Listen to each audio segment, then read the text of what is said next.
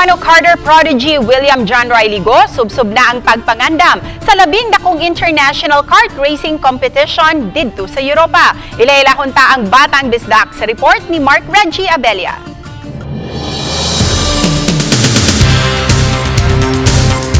Risgo man apan mas mipatigbabaw ang kaisog nining proud nga Batang Bisdak sa natad sa kart racing. Ang 14 anyos nga si William John Riley Go mutaak na usab sa Europa karong tuiga aron makiglumba sa laing dakong kart racing competition dala ang pangalan sa atong nasod. Sa edad nga 3 anyos sigon ni Go nga kinina ang bot niyang himong career. I want Formula 1 to be my career because it's what I've dreamed for like my life since I was 2-3 years old.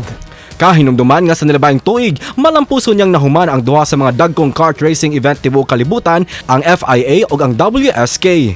Gumikan niini, mikulit siya og pangalan isip labing unang Pinoy sa kasaysayan nga nakatikang sa karting podium sa Europa ug labing unang Pinoy usab nga giila nga world champion sa ROK Cup Super Final ngadto sa Italy.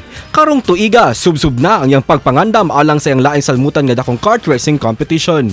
The preparation has already started. We've already planned out what we're gonna do for next year, and over the winter break I've done some fitness work. I've done quite a bit of training day if it's in the racetrack, because there's two different types of training days for a racing driver, which is in the racetrack you can stay in the racetrack from 9 to 7 p.m.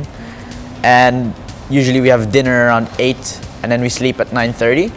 But during the day, we also have a lot of like exercises that we need to do, like reaction timing.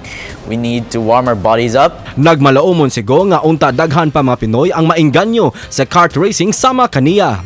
Matag-abot sa finish line ni Go sa mga international kart racing competition, di lang ang iyang ngalan ang iyang gidala, kung di lakip niyang giwarawara ang atong bandila. Kauban si Clans Gabutin, Mark Reggie Abelia. Balitang Bisdak.